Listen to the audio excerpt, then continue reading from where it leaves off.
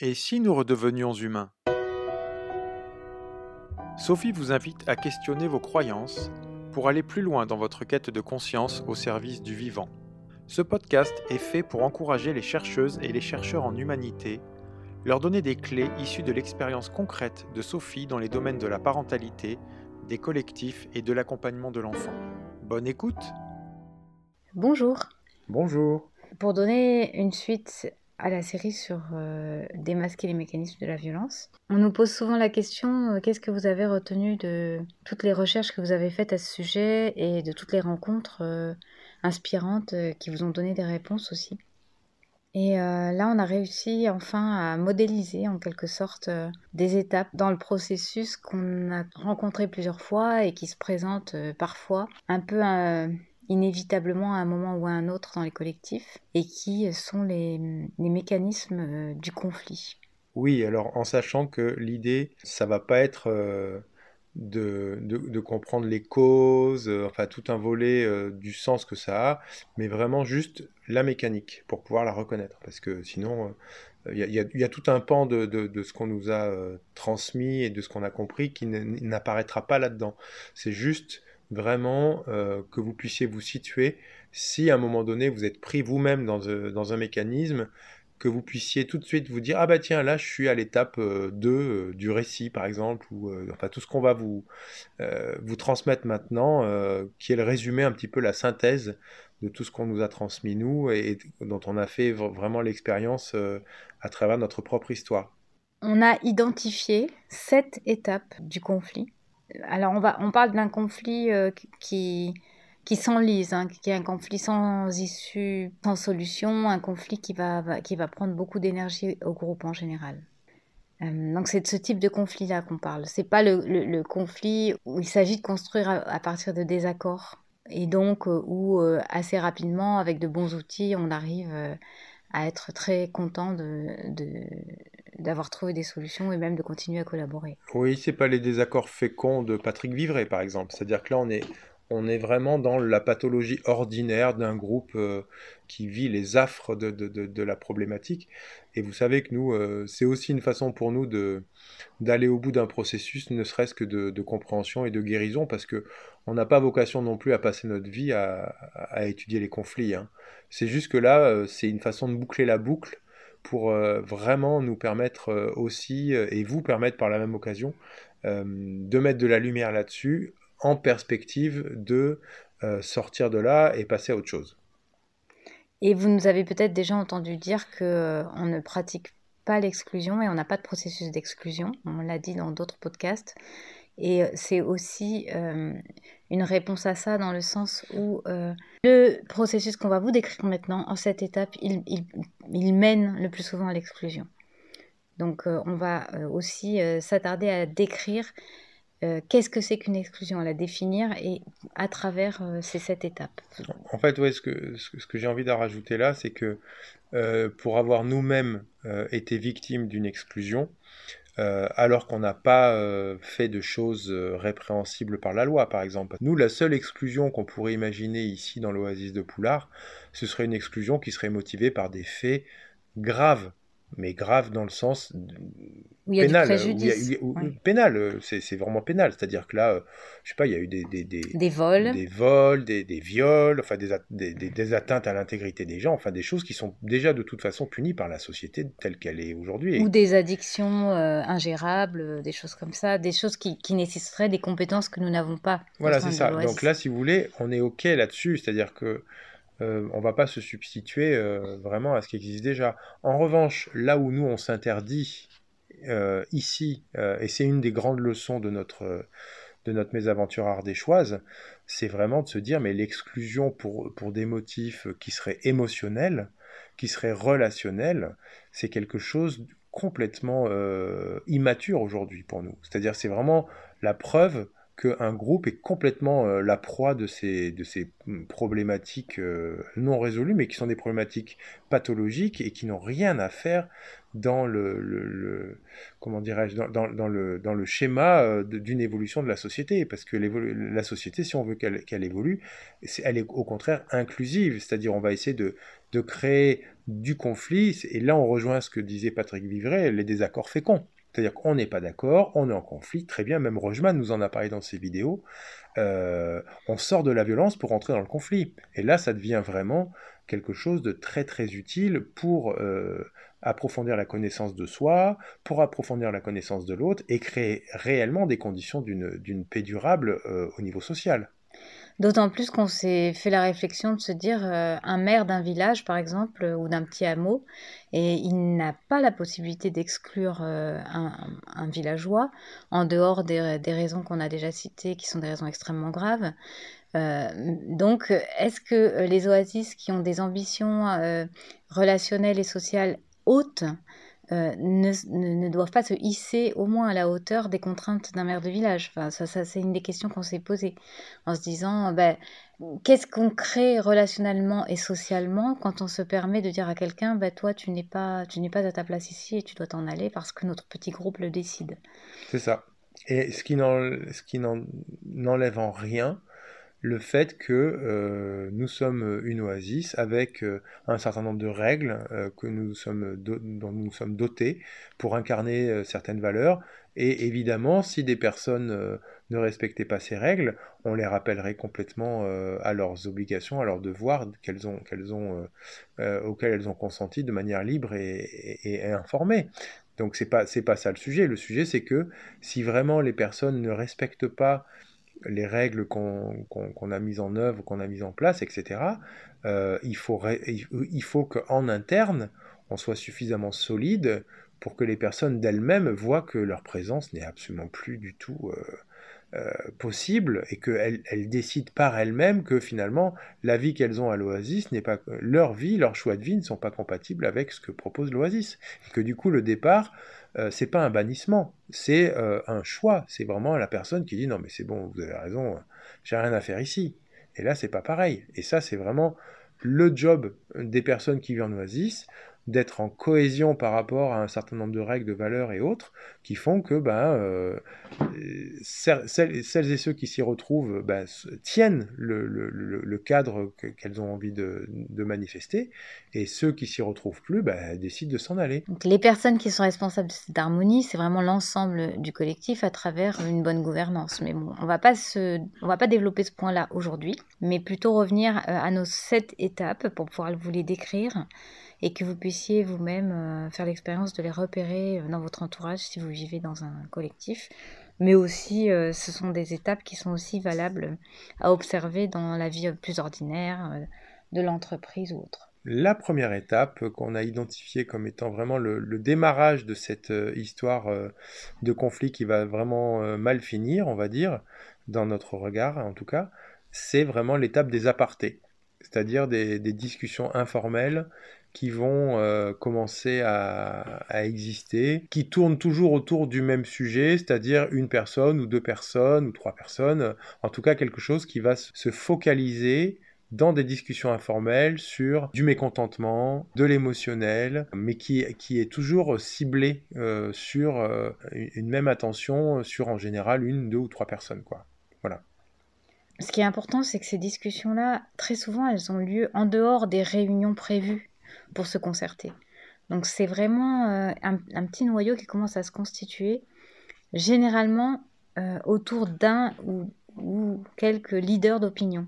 Des gens qui vont apporter avec un certain charisme et une certaine force, une vision de la situation. Et souvent, ce sont des échanges qui sont chargés émotionnellement. Chargé en émotion, en symbolique souvent.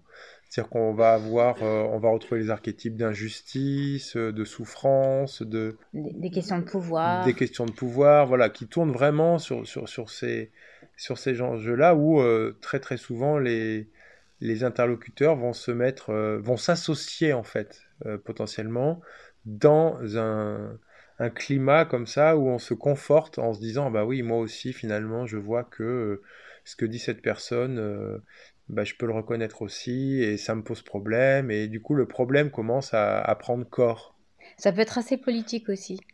C'est-à-dire, un tel fait comme ça ou un tel pratique, mais moi je ne suis pas d'accord parce que ça ne rejoint pas mes valeurs ou mes croyances politiques ou éthiques. Enfin voilà, ça va être des questions de cet ordre-là.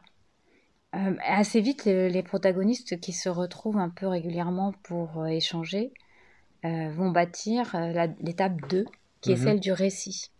C'est ça. Donc après, on commence à observer. Donc une fois que l'étape 1 des apartés a suffisamment été nourrie, alors on va commencer à s'entendre sur le storytelling un petit peu, hein, l'histoire qu'on va se raconter.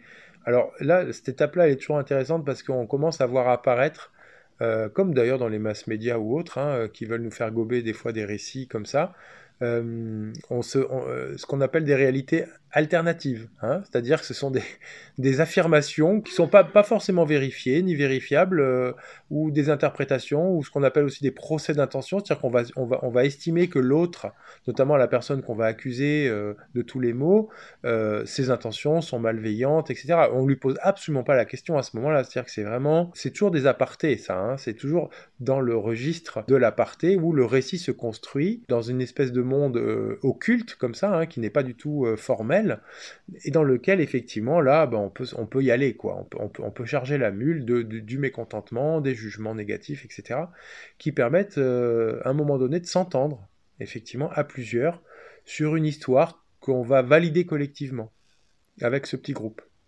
C'est ça, donc on va créer du consensus parmi l'ensemble des interlocuteurs et également des formules ou des formulations collectives.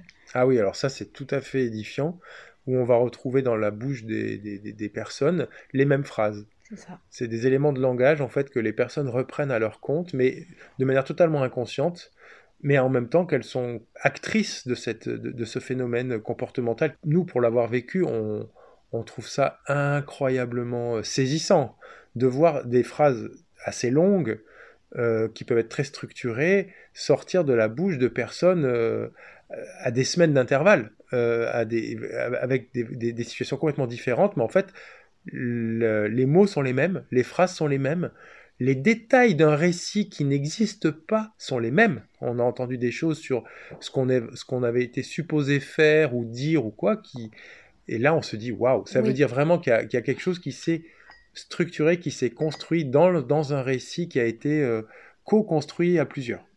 Et ce récit pourrait être étayé par des exemples aussi, qui pourraient peut-être paraître insignifiants, mais qui, en fait, intégrés dans un récit, prennent beaucoup de poids. Comme par exemple, oui, mais tu te rends compte, un tel, à ce moment-là, son attitude, ça a été de faire ça, ou ça a été de dire ça. Et c'est décontextualisé, mais c'est amené comme un argument qui vient renforcer le récit. L'étape 3 qui découle directement de l'étape 2, celle du récit, c'est l'étape de la victimisation ou de la construction du triangle dramatique.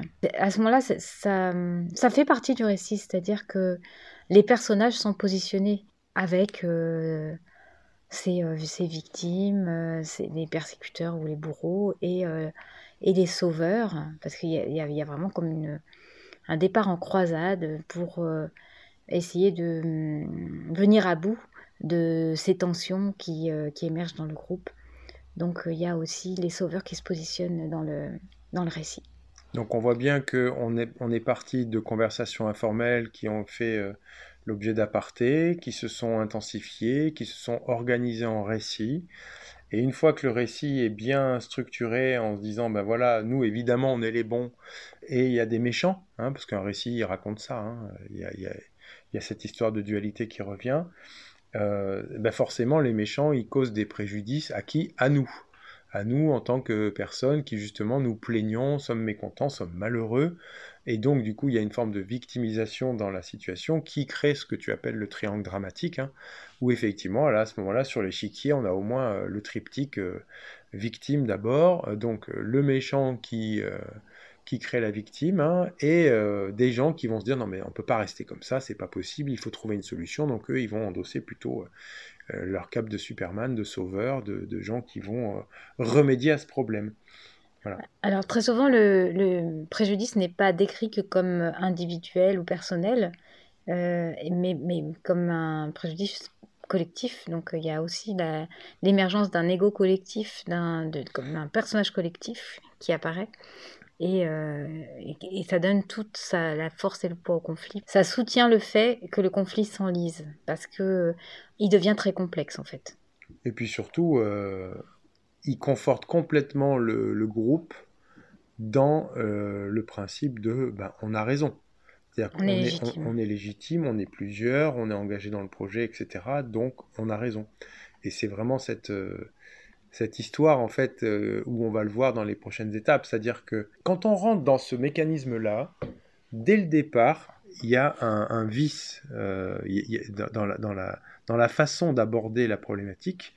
C'est-à-dire que là, on parle d'un mécanisme hyper violent d'un conflit sans issue versus un conflit fécond qui peut amener des choses très constructives dans un groupe. Hein. Là, on est vraiment dans la partie la plus sombre de ce que peut être un conflit. C'est-à-dire, il n'y a aucune intention, consciente ou inconsciente, de sortir de là par le haut. Aucune. Même si c'est dit d'ailleurs, parce qu'on a souvent entendu dire non, mais on va sortir de là, on va transformer ça par le haut, etc.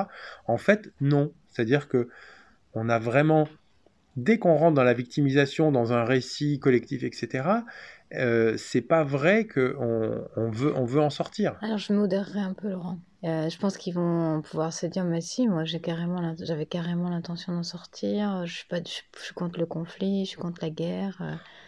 Eh oui, mais enfin, Donc, dans en- les faits. Alors, attends, Sophie, c'est intéressant parce que et c'est pour ça ah qu'on non, arrive à cette étape de oui, mais négociation. justement, Et c'est assez pervers, mais c'est... mais c'est super. Et c'est pour ça que je parle de vice. C'est hyper pervers. C'est-à-dire qu'en fait, parce que j'ai des valeurs très hautes, parce que moi, justement, je suis très spirituel, je suis très engagé depuis de nombreuses Oui, années dans la non-violence, etc. Je ne suis pas de cela.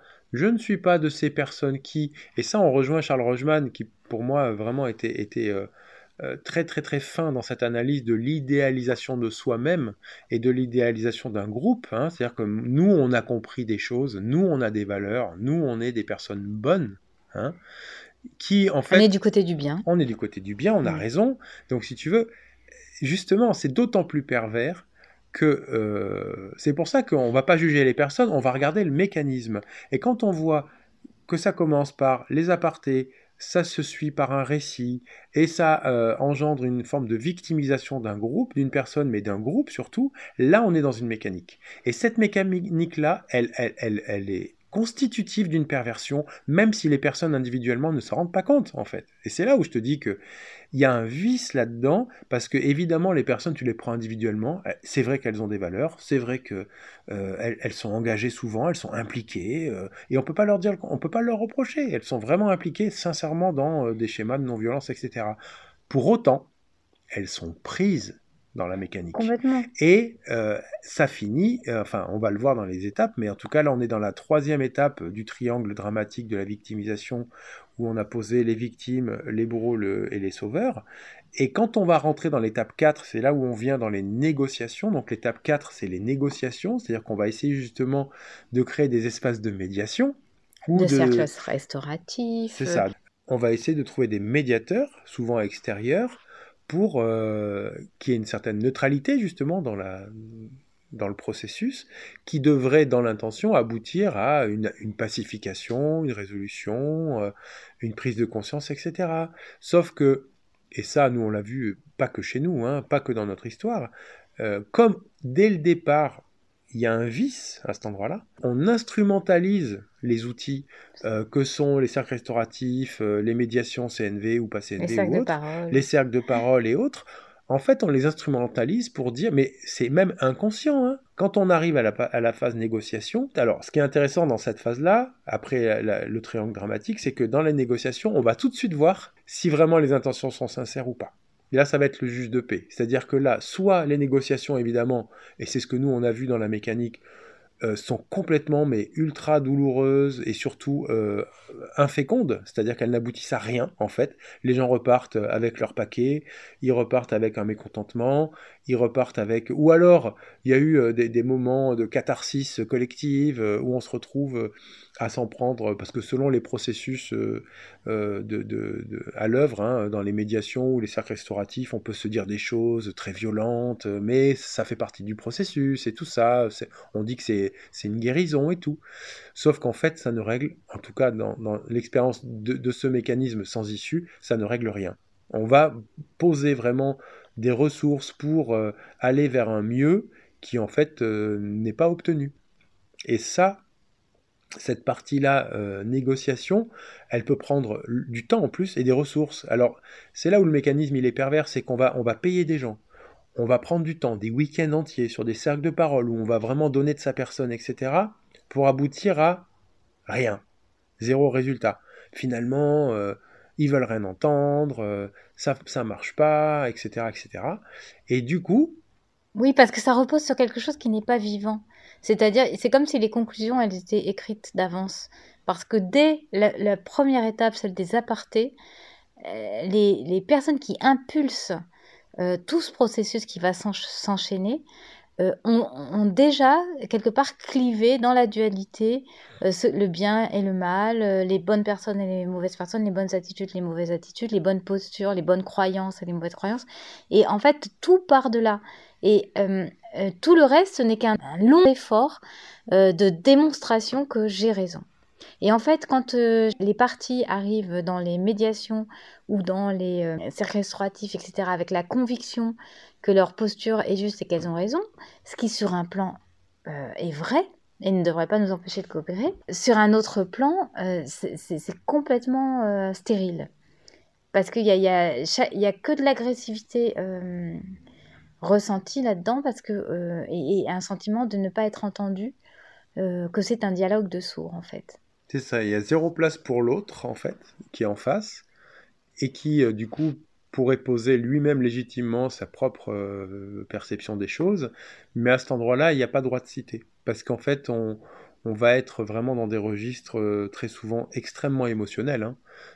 C'est un marqueur quand même, hein, de quelque chose qui va ne pas être constructif. C'est que dans la partie 4 des négociations, donc qu'on va trouver dans les médiations, comme on a dit, les cercles restauratifs ou les cercles de parole et autres, hein, c'est une façon de négocier des choses, de parler avec d'autres personnes pour essayer de s'entendre. En fait, dès le départ, la question est pliée d'avance. Donc, Et c'est aussi parce qu'il y a une confusion en termes du lieu de résolution de la chose à résoudre, et du lieu et aussi de la nature de cette chose à résoudre. Parce que les personnes qui vont s'agréger autour d'un conflit ont très souvent toutes des blessures au même endroit ou dans des endroits complémentaires. Et ça, c'est la réalité de chacun. Et nous-mêmes, on est allé vivre des aventures collectives avec nos blessures et avec nos histoires. Donc, et ça, c'est un peu incontestable et c'est un peu indiscutable et c'est tout à fait légitime. Mais c'est qu'il y a erreur sur le lieu et les moyens pour résoudre ces blessures, résoudre ces souffrances. Donc concrètement, qu'est-ce que ça donne? Ça donne le fait que dans les espaces de négociation, ce qui fait dialogue de sourds, c'est que chacun est en train de parler de lui et de son histoire et d'essayer de faire valoir des besoins qui lui appartiennent, avec l'attente que l'autre le comprenne ou nourrisse ces besoins-là, alors qu'en fait, ce n'est pas un espace légitime pour ça. ah oui, mais alors là, c'est là où il y a le gros malentendu, c'est impeccable, hein. Je rejoins complètement ta description parce que cet espace de médiation ne devrait pas être l'espace justement de l'expression de ses souffrances personnelles. Parce qu'effectivement, sinon, on ne peut pas faire société comme ça. C'est-à-dire que soit on s'approprie ses propres problématiques personnelles et on essaye de revenir en collectif dans une posture justement de responsabilité face à ça, soit effectivement le collectif devient le lieu de perdition en fait, où on se perd complètement dans ses propres souffrances, qu'on agrège les souffrances des autres aux siennes, et qu'on en fait justement ce gloubi-boulga qui fait le lit des mécanismes de la violence en fait. Tout à fait. Et pour donner un exemple, pour illustrer ce qu'on est en train de dire, on va avoir, par exemple, nous, dans le cercle restauratif, je pense qu'aujourd'hui, on peut vraiment dévoiler ce qui s'y est dit parce qu'il n'y a plus d'enjeu, mais vous allez avoir une personne qui va très frontalement nous reprocher de ne pas venir boire le café chez elle. Une autre personne qui va nous reprocher de ne pas être venue lui souhaiter la bienvenue quand elle était dans ses cartons de déménagement. Une autre personne qui va nous reprocher de ne pas venir aux soirées pizza ou aux soirées anniversaires dans le collectif. Et tout ça, avec tout ce récit-là, ils ont construit que nous étions des personnes méprisantes, peu sociables, qui utilisent leurs cohabitants comme des objets de réalisation d'un projet, mais non pas dans une part humaniste et relationnelle. Donc, à partir de tout petits éléments où on pourrait se dire, quand même, c'est pas grave, c'est pas avec ça qu'ils vont s'appuyer pour évincer les fondateurs de ce projet. Eh bien, on a guère plus d'éléments à se mettre sous la dent, parce que c'est effectivement la conjugaison de tous ces ressentis qui vont former le récit et qui vont former le triangle dramatique et qui font qu'on va se retrouver malgré nous à la place de persécuteurs ou de bourreaux, sans même avoir les moyens de désamorcer ce jeu, hein, parce que c'est vraiment un mécanisme, hein, comme on ne cesse de le dire, et qui va entraîner la suite. Oui, parce qu'il faut vraiment considérer que on parle quand même d'exclusion, hein, donc exclure quelqu'un, c'est quand même pas rien. Et quand on voit les motifs qui viennent étayer cette décision qui, pour nous, effectivement, est grave, est importante, c'est du bannissement, hein, exclure, c'est bannir, c'est vraiment quelque chose de fort. Et là, on se dit, mais attends, mais effectivement, il faut qu'il y ait eu une escroquerie, il faut qu'il y ait eu un truc... Il faut qu'ils soient dangereux, ces gens. Dangereux, faut qu'il y ait eu des... Oui, on se dit, il faut vraiment que ce soit quelque chose de... Vraiment, tu as commis des fautes hyper fortes, hyper préjudiciables. Voilà, il y a vraiment des choses graves qu'on peut te reprocher. Et quand on entend la montagne qui accouche d'une souris, comme tu disais, c'est-à-dire, bah oui, mais vous êtes jamais venu boire le café chez moi, ou oui, mais tu comprends, quand je suis arrivé, t'es pas venu m'accueillir, enfin des choses, ok, d'accord, je comprends une chose, c'est que tu avais des attentes sur moi, que je n'ai pas honoré, comme tu aurais aimé que je les honore, etc. Bon, très bien, j'entends que pour toi, c'est une souffrance, ok. Mais à quel endroit ça vient se tricoter avec d'autres récits qui sont du même tonneau, hein, c'est-à-dire du même acabit, où c'est une souffrance finalement assez personnelle, d'une projection affective. Alors oui, mais on vous aime. Alors bah, oui, mais en fait, je souffre de ce que tu viens pas boire le café chez moi, donc sous-entendu, je t'aime. Ah, génial. Donc en fait, tu es en train de me dire que parce que tu m'aimes, tu es en train de me faire la vie, là.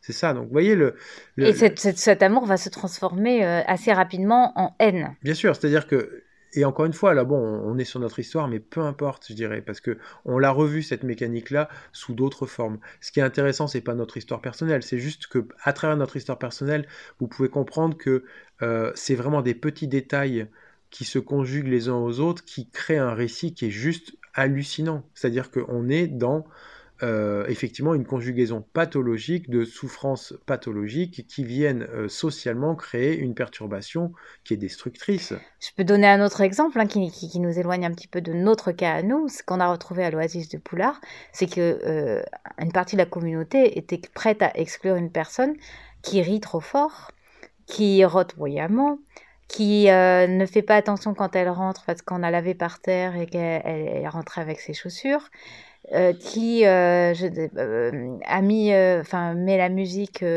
trop fort, ou voilà, ce sont ces raisons-là qui conduiraient au bannissement, en fait. Hein. On a eu un phénomène collectif comme ça qui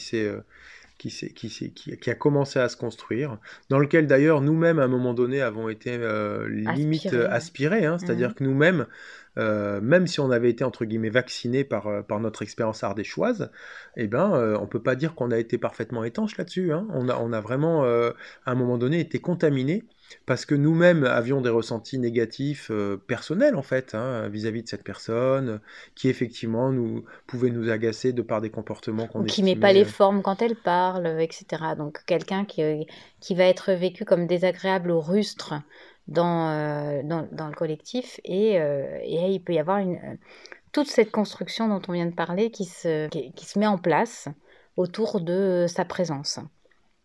Et là, c'est vrai qu'à un moment donné, nous, heureusement, je dirais que notre expérience, justement, était là pour nous montrer qu'on était rentré dedans, hein, quelque part, et où on a tout de suite stoppé ça. C'est-à-dire qu'en se disant, non mais attends, on est en train de reproduire exactement ce qu'on a vécu en Ardèche, donc il n'est pas question.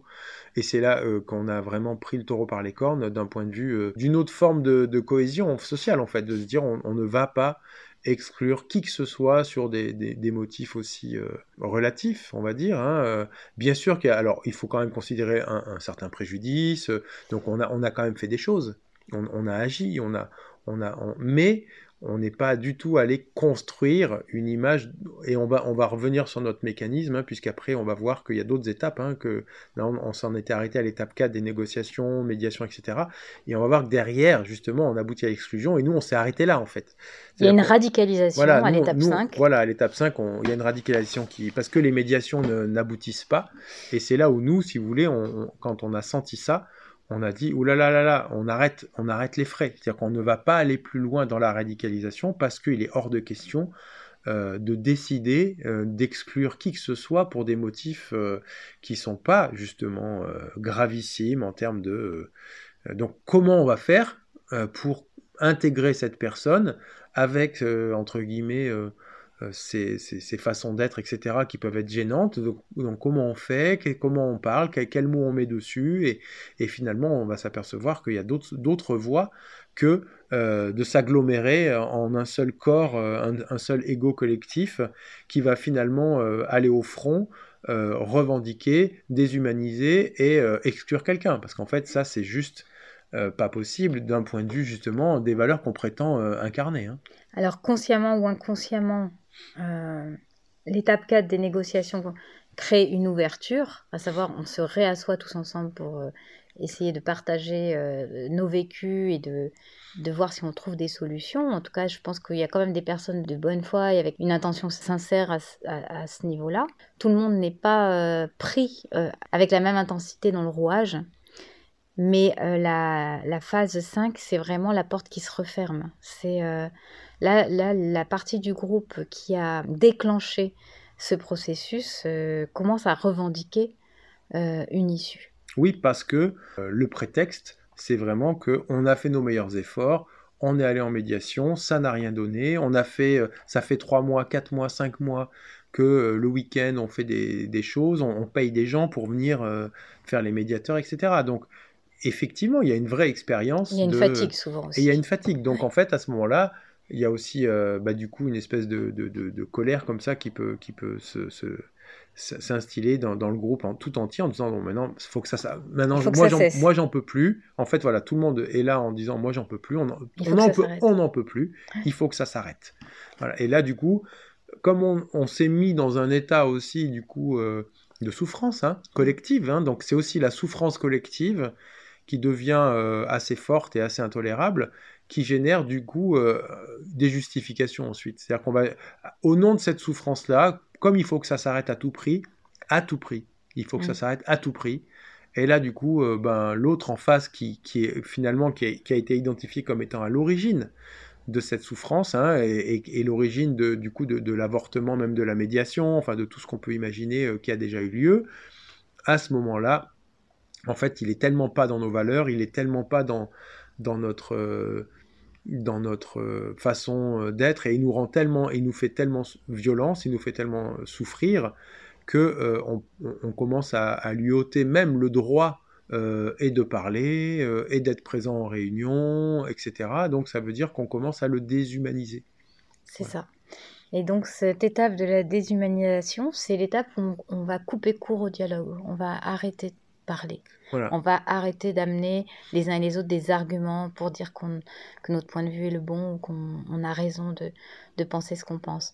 Donc ça veut dire concrètement, c'est des personnes à qui, il y a un choix collectif de ne plus communiquer, de ne plus parler à la personne, de l'éviter, on a eu des cas de figure où la personne elle arrive en réunion et les gens disent tant que cette personne est en réunion, voilà, où je m'en vais.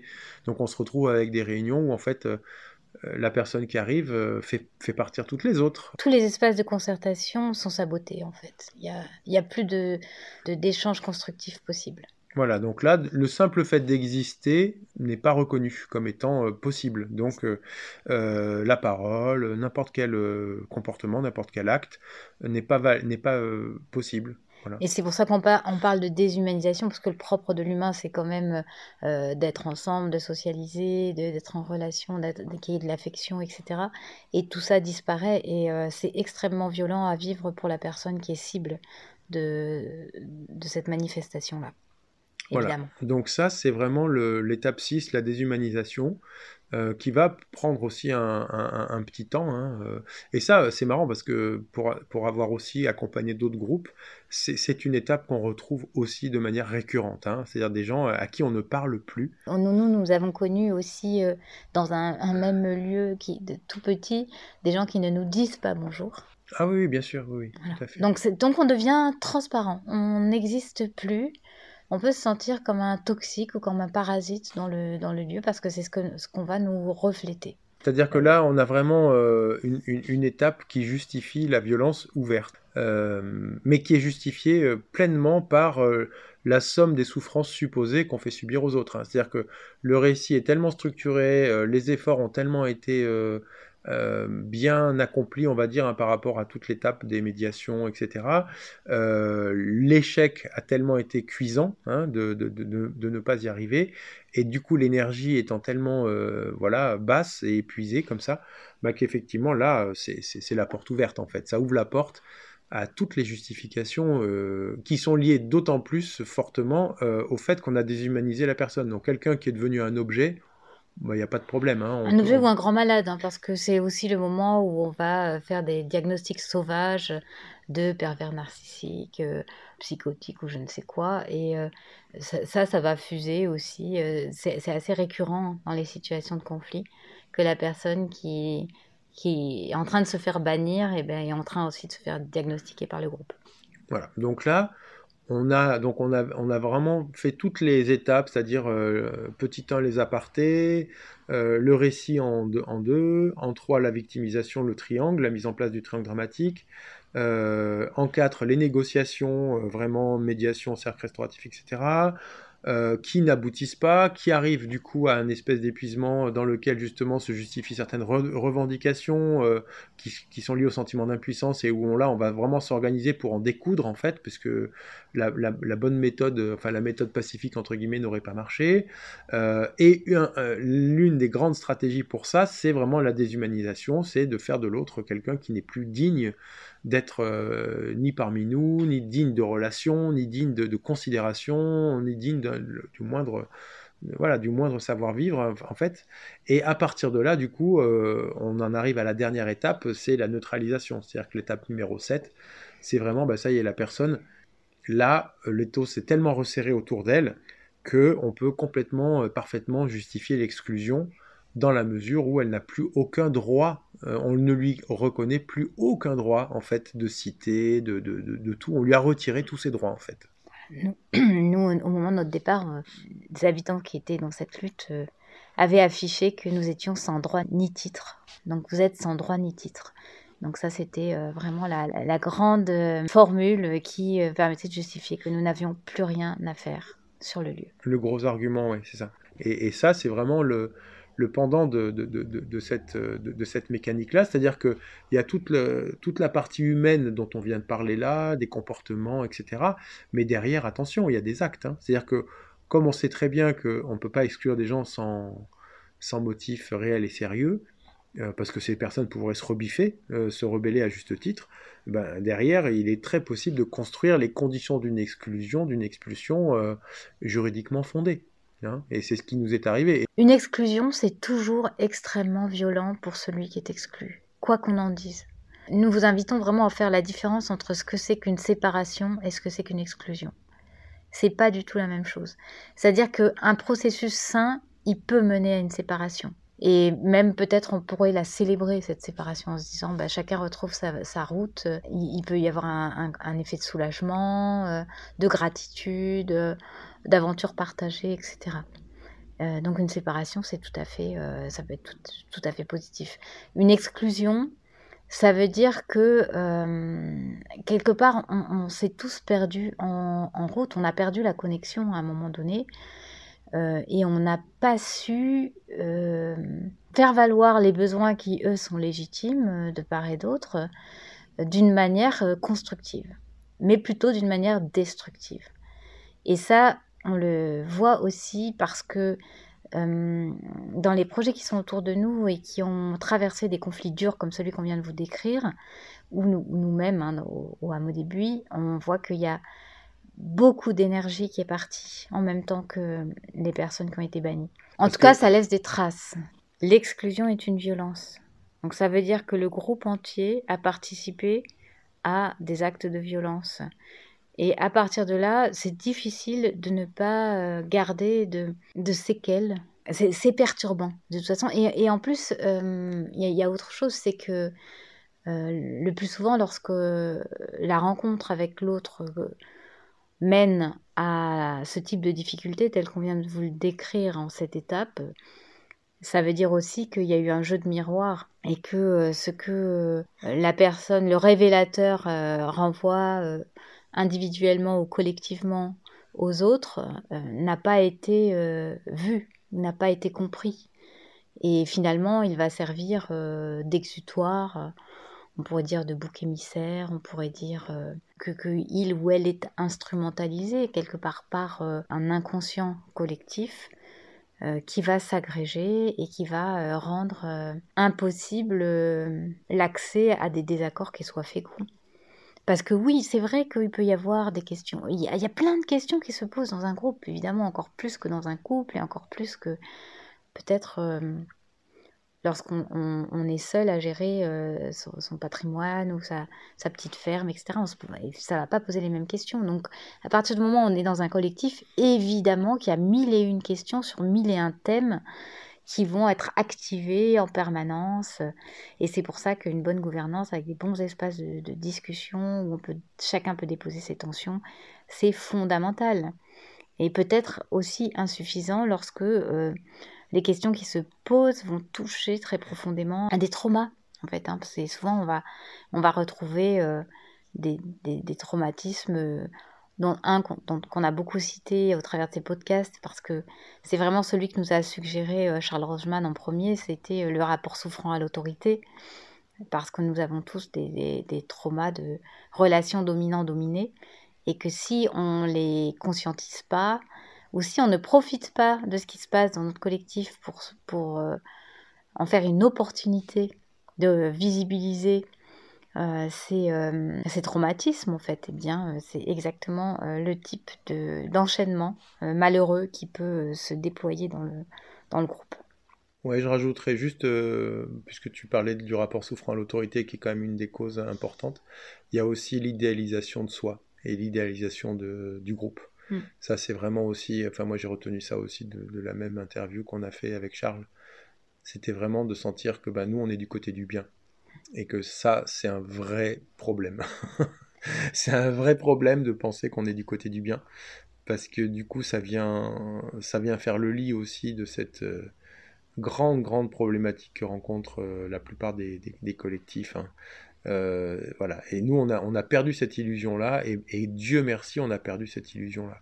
Donc, nous, on vous invite vraiment à perdre vos illusions quelque part dans ces histoires de récits conflictuels. Parce que le fait de ne plus croire qu'on est du côté du bien, de ne plus projeter son papa ou sa maman dès qu'il s'agit d'avoir un interlocuteur qui pourrait être supposément dans un grade ou une responsabilité supérieure à la sienne, etc.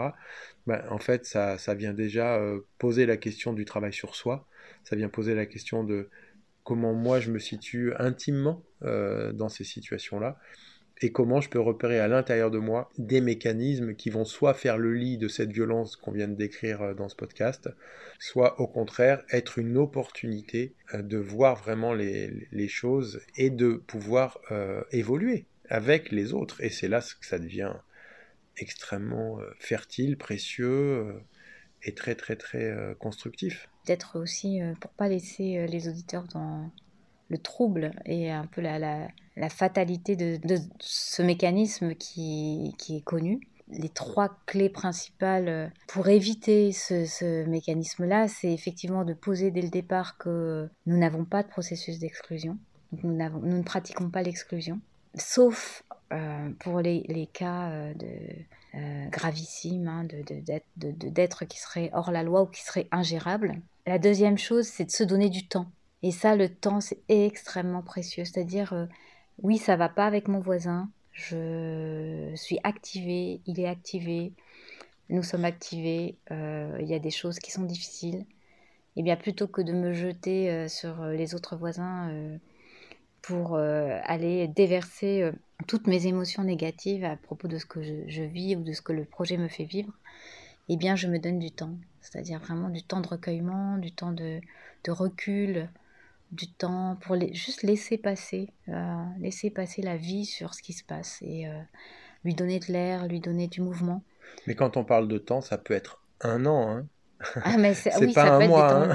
Ça peut être des Ça peut temps être longs. du temps long. Et ça, c'est extrêmement précieux. De vraiment choisir délibérément. Parce que ne pas exclure, c'est choisir de prendre du temps, en fait. C'est que automatiquement, quand on a décidé de ne pas se radicaliser dans des formes comme ça de pratiques ultra-violentes, finalement, de bannissement, alors il nous reste le temps. Et le temps, ça va être vraiment un juge de paix. C'est-à-dire que on a pu remarquer qu'en laissant du temps comme ça, alors un an de je te dis pas bonjour, c'est long, mais c'est vraiment super intéressant. Bon, ça, c'est un truc qu'on a pu vivre avec un ado, par exemple, mais pas forcément avec... Oui, mais peu importe. Ça peut être entre adultes Ça peut aussi, être entre adultes, et puis bon, c'est pas dangereux, mais c'est hein. pas dangereux. Personne va mourir parce qu'il manque un bonjour. Et Donc, ben c'est ça. Et ben c'est ça. C'est-à-dire que l'idée, c'est de se dire, ok, je vis avec. D'ailleurs, ça, c'était Issa Padovani qui avait cette petite expression quand je me souviens, quelqu'un venait la voir et puis ça allait pas, et puis il me dit alors comment ça va? Ah ben non, ça va pas. Ah ouais, et qu'est-ce que tu fais pour ça? Ben rien, je fais rien. Mais comment ça, tu fais rien? Si ça va pas, faut que tu fasses quelque chose. Ben non, je reste un peu avec. Ben, ça résume un petit peu ça à l'échelle de notre oasis.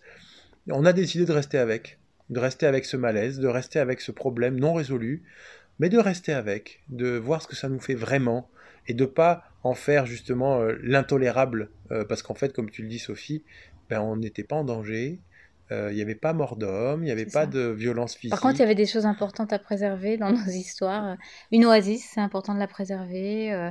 Une école, c'est important de la préserver. Les enfants, c'est important de les préserver. Donc, il y a des choses plus importantes oui, quelqu'un qui dit pas bonjour, quoi. C'est ça. Et que ça ne veut pas dire qu'il fallait ne pas s'occuper de ça, mais c'était d'abord en se laissant vraiment toute la capacité que chacun fasse son chemin. Et parce qu'à cet endroit-là, tout le monde est concerné. Et mettre de la confiance à cet endroit-là. Et mettre de la confiance et de se dire, ok, le temps va passer et on fait confiance à la vie, on fait confiance aux situations de vie qui vont à un moment donné créer des opportunités différentes si les intentions, c'est quand même justement de s'en sortir. Parce qu'effectivement, je crois que ce qui nous relie dans cette histoire, et c'est là où effectivement ça devient sympa, c'est que quelque part, même les personnes qui sont vraiment engagées, très stimulées dans le conflit, etc., si au départ elles sont là pour les mêmes intentions, pour vraiment quelque chose de constructif, etc., ben, elles n'ont pas lâché ça. Elles l'ont toujours en elles. Donc on peut faire confiance, et c'est ça aussi, se laisser du temps, c'est de faire confiance que cette part-là existe, et que si nous on fait le travail de patience, de se reconnecter à soi, à sa tranquillité intérieure, à cette capacité de vivre Et tranquillement de se sans remettre en avoir question besoin aussi. de se remettre en question, bien sûr, et d'arriver à créer les conditions d'une cohabitation, pour le coup, qui se pacifie de jour en jour, et bien effectivement viennent émerger des situations de vie qui deviennent acceptables dans une forme de paix retrouvée qui n'occulte pas ce qui a pu se passer, mais qui créer des conditions, en tout cas moi aujourd'hui mon point de vue c'est ça, c'est que l'avenir des oasis pour moi c'est créer des conditions comme ça d'une paix durable qui est sur le temps long. Et qui nous invite à repousser nos limites. Parce que, en fait, quand on rentre dans l'étape 1 des apartés des mécanismes du conflit, ben, on se met tout de suite enfin, on est en train de construire une porte blindée dès le départ, quoi. C'est-à-dire que on va pas chercher à l'intérieur de nous, mais qu'est-ce que ça me fait vraiment, cette personne? On reste pas avec soi. On va tout de suite sur la place publique mener un combat, quoi. C'est ça. Et l'idée là, c'est vraiment, et c'était la troisième clé dont je voulais parler, c'était vraiment la connaissance de soi et reprendre à soi. Donc c'est ce pilier de l'intimité aussi qu'on a posé dès le départ à l'Oasis de Poulard, c'est vraiment, allez, je retourne vers moi, je retourne dans ma grotte un peu pour digérer, processer ce qui m'arrive là. C'est que l'autre m'insupporte, j'ai beaucoup de mal avec ses comportements, où je me sens déstabilisée, je me sens en insécurité, etc. Mais qu'est-ce que je peux faire de ça, moi? Plutôt que d'aller dire à tous mes partenaires ou à ceux qui veulent se rallier à ma cause, et les gars, on va mener un combat ensemble, ben non. C'est plutôt retourner vers soi et dire, ben, qu'est-ce que je peux faire de ça, moi, dans mes valeurs humanistes, dans mes valeurs de vérité, dans mes valeurs de souveraineté. Voilà, qu'est-ce que j'en fais pour ne pas abîmer le groupe avec ça, mais au contraire, que ça amène de la bonification au fond. Parce que nous, ce que ça nous a permis de dire, allez, on ne rentre plus dans ce mécanisme, mais au contraire, on va rester tranquille avec ça et on va se donner du temps, mais ça nous a permis de dépasser des limites qu'on s'était mises malgré nous autrefois, avec la croyance que dès qu'on a un problème avec quelqu'un, faut monter au créneau, aller à l'assaut de ce problème en frontal, en disant à quel point on avait raison de le voir comme un problème et que nos arguments et nos valeurs venaient soutenir ce combat. Donc la troisième clé, c'est vraiment ça, c'est vraiment ce retour à soi et de pouvoir avoir une bonne connaissance de soi qui nous permet de voir, ah ben là oui, quand l'autre fait ça ou quand je vis ça, ça vient appuyer sur sur cette fragilité-là chez moi ou sur cette croyance ou cette blessure. Du coup, on va aussi vous mettre le schéma des mécanismes du conflit sans issue, les 7 étapes dont on vous a parlé tout au long de ce podcast, dans les descriptions des ressources, hein, les ressources qui sont sur le site. Comme ça, vous aurez vraiment le petit support qui va bien, qui peut vous permettre aussi voilà, de garder une trace de cet apport-là et potentiellement de vous en servir. Merci pour votre écoute et à bientôt. Merci, au revoir.